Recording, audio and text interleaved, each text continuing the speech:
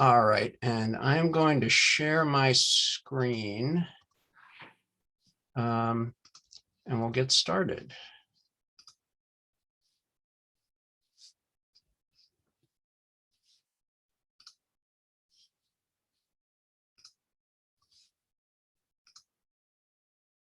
All right, can everyone see that? Awesome. Well, welcome to the Fitchburg Bikeability Assessment webinar. I'm David Watson from Watson Active, and some of you may know the former twice removed executive director of Mass Bike.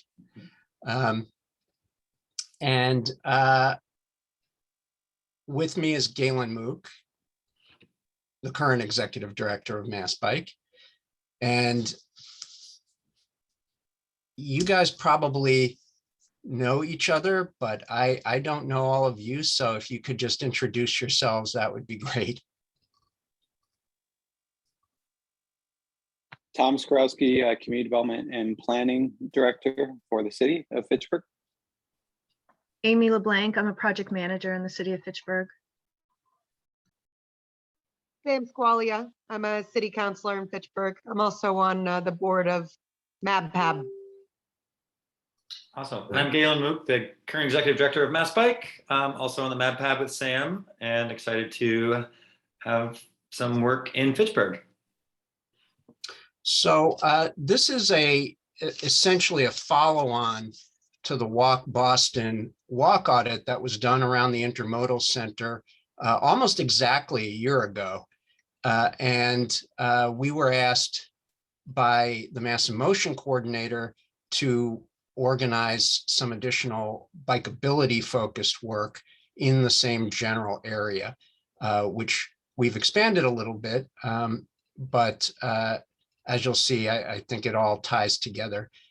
Before we dive into what we're going to be doing tomorrow, I wanted to give Galen a few minutes to make some remarks because he unfortunately can't stick around for the entire webinar tonight. Awesome. Thanks, David. Yeah, my apologies. I'm double booked. Just one of those nights. But the impetus to this, as Dave was mentioning, is to follow up on what Walk Boston did with their fairly robust walkability assessment. This is partnering with the Mass in Motion program, where we've been focusing on Fitchburg to support the implementation of the opening of the rail trail and also connections to the Intermodal Center, and going to keep an eye on what's going to happen when downtown gets transformed over the next year, 2, 3 years. I'm viewing this as actually a way for Mass Bike to help galvanize people who are in Fitchburg and the surrounding communities to engage in regular advocacy. So this is not a vision of we're going to pop in, parachute in, one and done, we're going to do a report and peace out. The goal is to take stock of the current conditions, write a report of assessments based off local input, wisdom, and recommendations, which will be analyzed by David and myself and some of our other partners, so that we can have ideas of when these projects, when the funding mechanisms, when the policies go forward, that we have a base from which to work. And then secondly, I'm also excited because I'm viewing this as a way for us to start a conversation as the rail trail will be opening imminently, at least this phase of it. We want to be able to galvanize activists and advocates to get together and regularly just kind of convene. Maybe it's an open forum conversation with an informal bike committee, or maybe it's something a little bit more formal that we might seek from the city itself. But the idea of we want a kind of a nascent bike committee conversation to come from this work, where we are convening and providing space and, as needed, resources that might come from statewide organizations like Mass Bike and others, so that we can help Fitchburg in its work. I do like to say, one of my little tropes that I've taken on at this job is, though we work statewide at Mass Bike, I also recognize that all biking is local and all biking matters at a very, very local scale.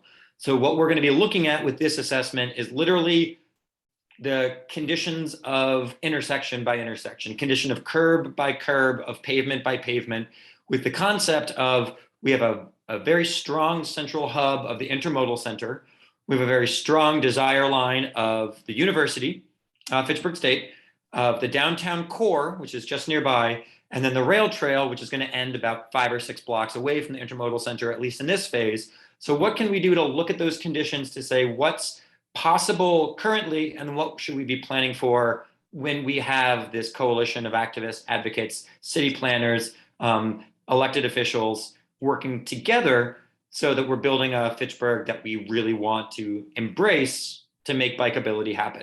And then the last thing I'll say is that we're going to be focusing this not on necessarily, let's just look at how bad things are, or this crack of pavement, or this crosswalk that needs to be done, but what the potential could be in order to make what we call everyday biking possible, which is to make biking as convenient, as affordable, as safe and accessible for those who are willing to have the least amount of stress in their travel.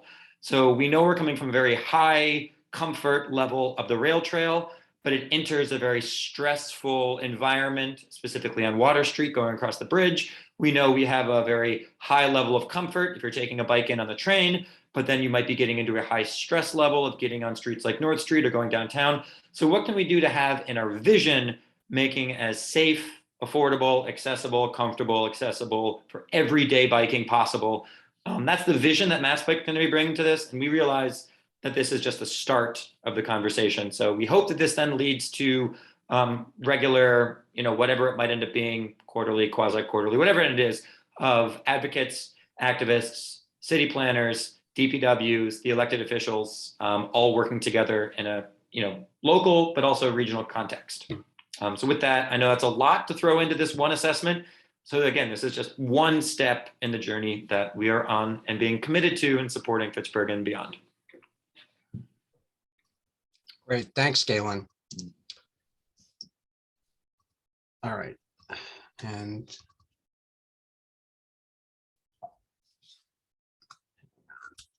there we go. There we go. All right, so this is what we're going to cover today. We're going to talk a little bit, just to follow on to what Galen was saying about why we're doing the bikeability assessment in general.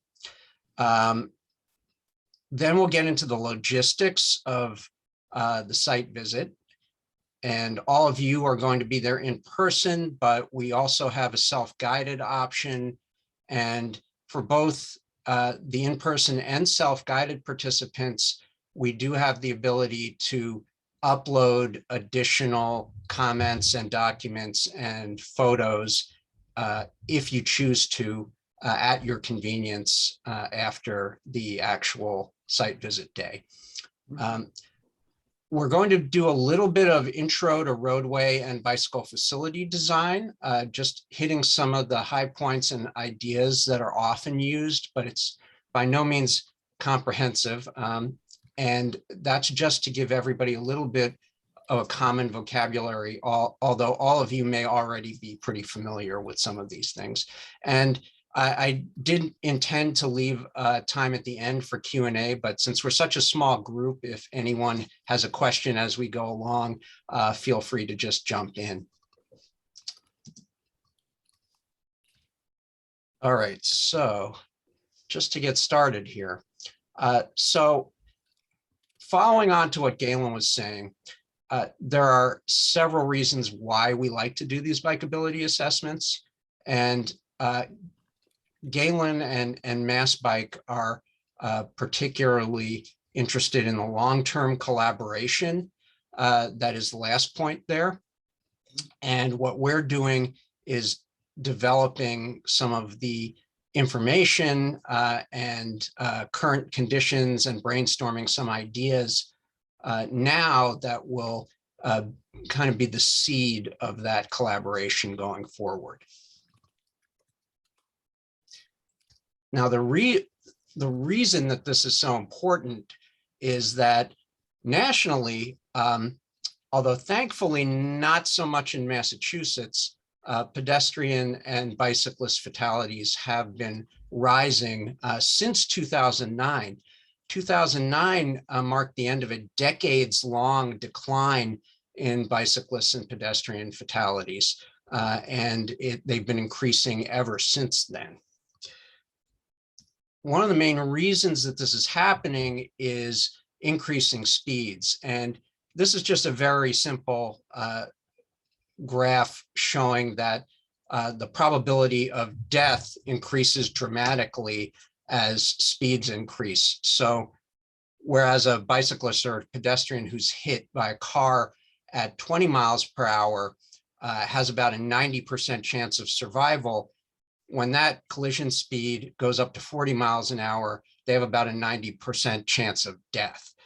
So speed and controlling motor vehicle speed is one of the most important aspects of increasing bike safety, and one of the things that we look at during a bikeability assessment.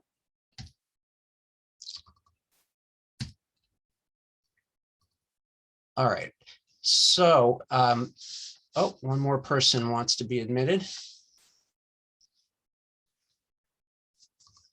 Now we'll talk a little bit about the site visit, and that's just an image of a previous bikeability assessment involving a bunch of local officials in another town in Massachusetts.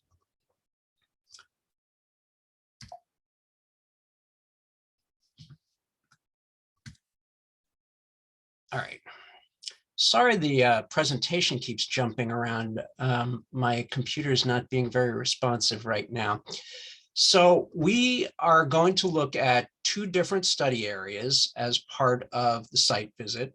And people can also look at these on their own doing a self-guided site visit. But the upper blue study area is covering North Street, Snow Street, and Day Street, as well as most of Pearl Street at the top there. And the southern area is going basically from the Boulder and Main intersection down Water Street, across the bridge, and then really looking in detail at the neighborhood, starting at First and Railroad and down to the rail trail and back, and looking very carefully at ideas for how to get people between downtown and the intermodal center and the existing and potential future rail trail.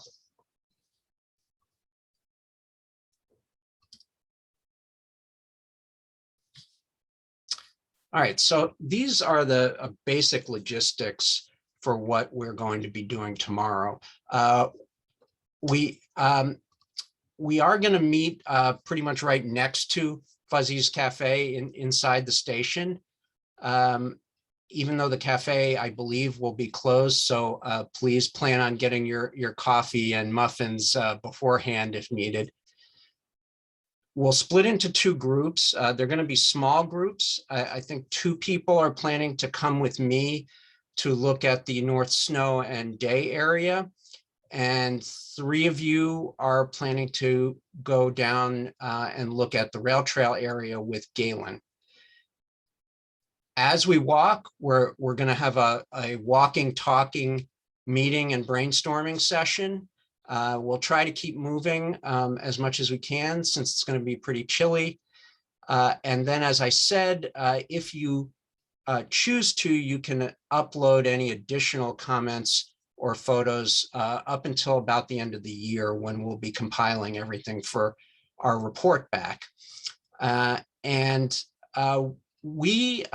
and I have already walked through the area. We did a preliminary site visit and took a lot of photos and made a lot of notes ourselves.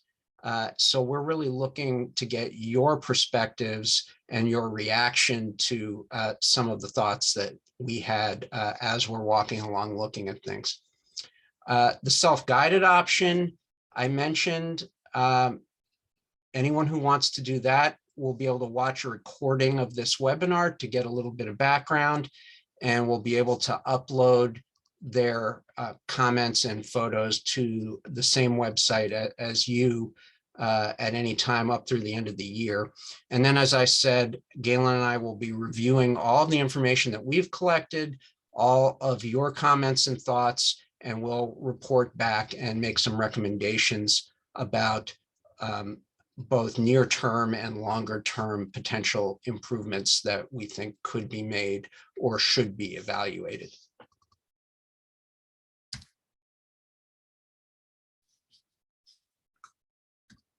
Oops. All right. So I wanted to next go over some of the most common ideas for doing road designs that improve bicycle safety. And as you see here, some of the things we're going to talk about are lane widths, number of lanes, crossings, parking, and then specific bicycle facilities. And I apologize if this is basic information for some of you, but it's good to make sure everybody's got a common vocabulary when we start talking about these things tomorrow. So lane widths. We often recommend that lanes should be reduced to 10 feet, even on main streets, wherever possible. And I know that's substantially less than the norm for many decades in traffic engineering, but it has proven successful in many places, including throughout the city of Boston. So it is something to consider where it is appropriate and where conditions permit.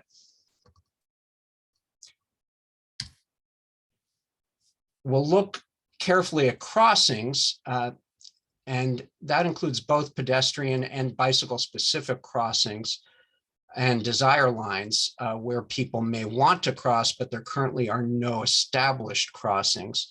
And very often bicyclists and pedestrians use the same crossings, even where there are specific bicycle facilities. We'll also look at where there is and is not parking. Parking is often a factor in designing for bicycle facilities. On one hand, because in some cases parking needs to be removed in order to make space for bicycle facilities, which can be a contentious issue. But in other situations, adding parking where it doesn't currently exist can actually contribute to increased safety for bicyclists and pedestrians by providing some separation from traffic. And we'll see how that can apply for bicyclists in a few slides.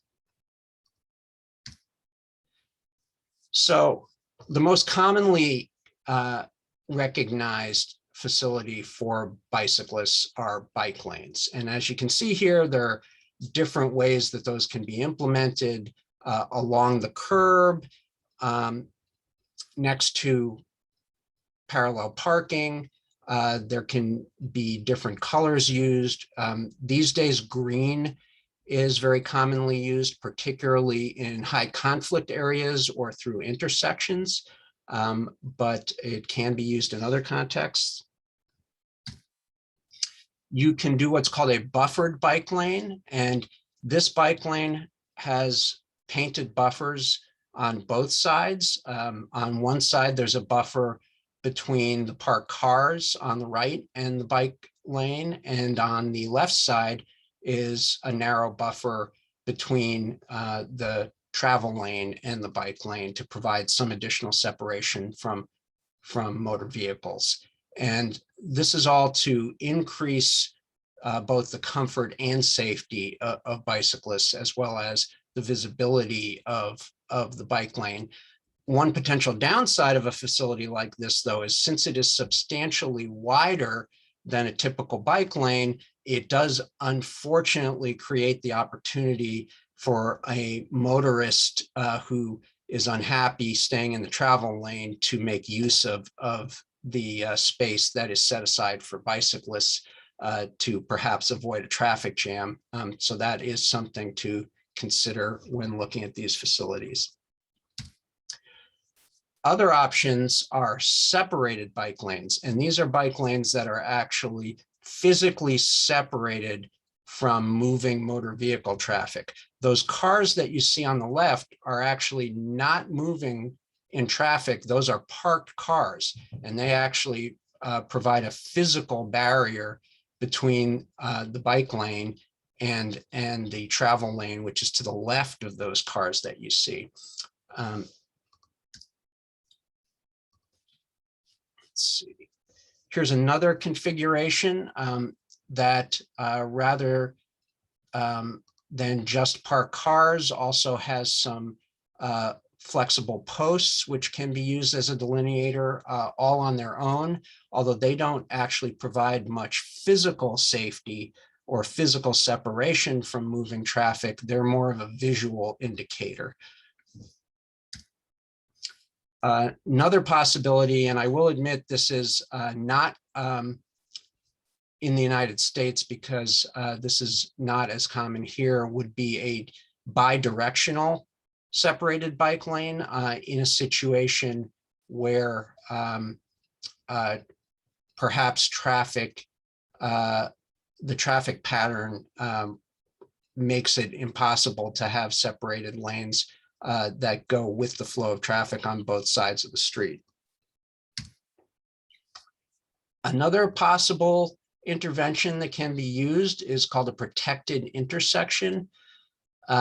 The first of these that I'm aware of in Massachusetts is actually on Commonwealth Ave in Boston on the BU campus, although unfortunately I don't have a photo of that handy, but this is an example of creating more separation and greater visibility and protection for bicyclists and pedestrians at the most high conflict areas, which are typically intersections. Sharrows, or share the road arrows, are those bike symbols with chevrons that you sometimes see right in the middle of the roadway. Those are in most cases considered a last resort, where we feel that it's important to put motorists on notice that bicyclists may be in the roadway, but it's really not a preferred solution because it doesn't provide any dedicated space for bicyclists or any visual or physical separation from moving traffic. So it's in a sense better than nothing, but really not a preferred solution. A slightly better option where you really want to try to encourage traffic to slow down and mix with bicyclists is what's called a priority shared lane or a super sharrow. Again, it isn't dedicated or protected space, but it gives more of a visual indication that motorists should be on the lookout for bicyclists and slow down.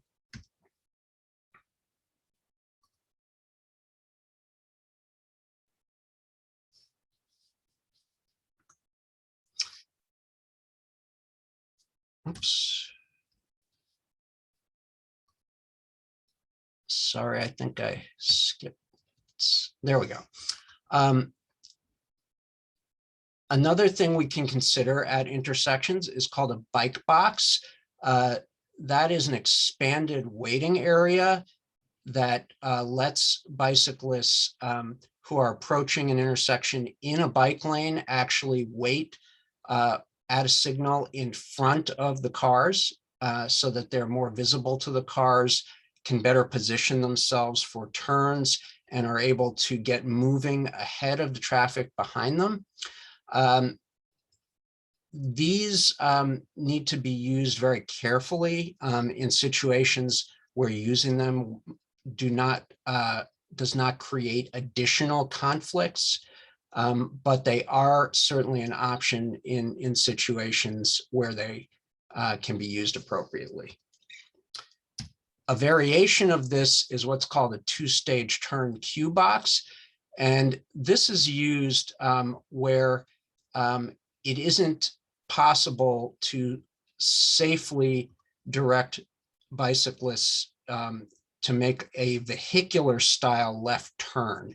So it essentially has them cross both legs of an intersection first going across one leg, then actually physically turning their bikes to face left, and then proceeding across the intersection in the other direction. There's an example of this coming off the Minuteman Trail here in Arlington on Massachusetts Avenue, which is, of course, a very busy main thoroughfare. And that has worked very successfully.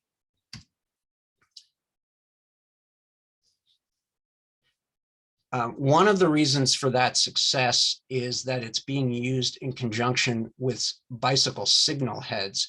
So the bicyclists have their own signal phase in order to use those special turning facilities where they can be completely separated from motor vehicle movements. So one thing to look at is, are there places where we might want to consider changing the signal phasing to better separate bicyclists, pedestrian, and vehicular traffic.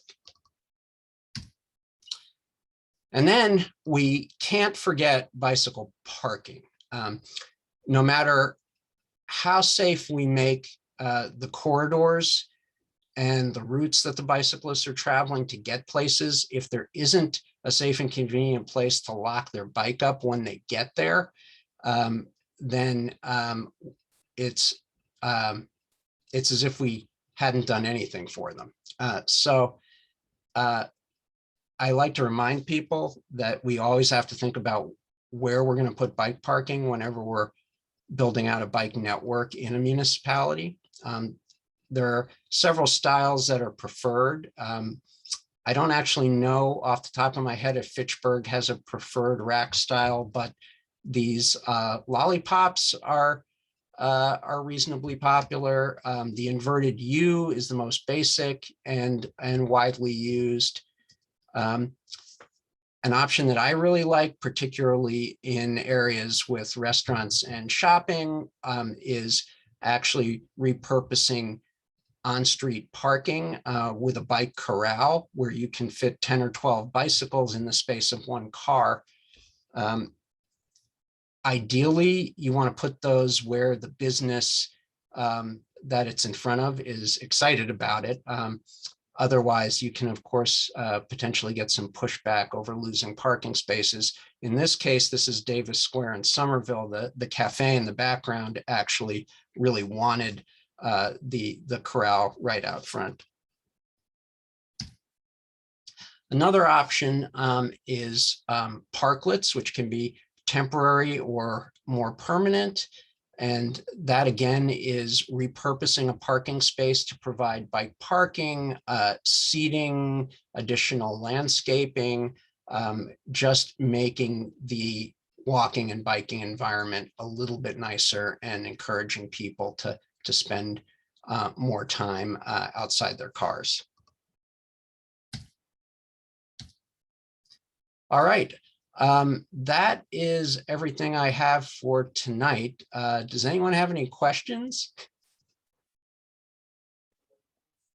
David, I have one quick question, and I know I guess I'm kind of like preaching to the choir for the most part with the team we have on the call, but I know it's being recorded. So I guess, do you all have any style guides or anything along those lines to let, as we're going on the walk, so we know what to look out for what's actually appropriate in the context? Like Galen said, you know, all biking is local. So what are the local conditions that would permit each of these interventions? You know, in terms of lane width, vehicle volume, vehicle speed, you know, bicycle usage, all that stuff. Yeah. I don't know if you have any guides like that. So actually, let me just back up to another slide here, because somehow this got skipped, and this was a really important one. Okay. So this isn't quite what you were asking for. This isn't tying what to look for to specific interventions, but it's looking more from a lay perspective on the things that are easily observable or how people feel when they're riding. I mean, places that you know there have been crashes and that are dangerous, places where people feel uncomfortable, Crossings are always a key issue in creating a safe and comfortable network. Bike parking, we just talked about. Places where there's conflict among road users, and that's where local knowledge is particularly important, because that's not something that we would see necessarily on one site visit. We want to look at how all the road users are behaving with each other, and how the existing infrastructure influences how they're behaving. That can give us some clues into what we might want to change. On anything that we want to make a transportation corridor in particular, we want to look at the lighting, because people will be using that at all hours of the day, not just when it's nice and sunny. We want to look at the current conditions of all the road markings, the crosswalks, the signage, thinking about where there may need to be additional wayfinding signage, for instance, to help people get around. And there is quite a bit of wayfinding signage going to and from the rail trail. And so you've got a pretty good local example of how to do that. But you can always look at new opportunities. Also looking at how well the traffic signals and the signal pattern works for people on bikes. Often they're not considered when the traffic engineers are programming how the traffic signals are going to function. And so that's something we want to look at. General conditions. One thing we saw quite a bit of in some places was debris and problems with pavement quality and the types of materials used in crosswalks that could actually create hazards for bicyclists. And those may be kind of low-hanging fruit of things that could be improved just to make it a little bit safer. All of the concerns associated with motor vehicle traffic, particularly speed, but also looking at sight lines that can create turning hazards where a motorist or a bicyclist may not be able to see each other well before making a turning movement. And another thing that we really want local insight into is preferred routes. We're going to be looking at access between the Intermodal Center and Fitchburg State, as well as the Intermodal Center and downtown and the rail trail. And so we want your thoughts about how people navigate those routes now, and how you think they could be improved, how people would prefer to get to those areas and through those corridors. I mean, in terms of really specific interventions that respond to different conditions like this, there are a number of good guides.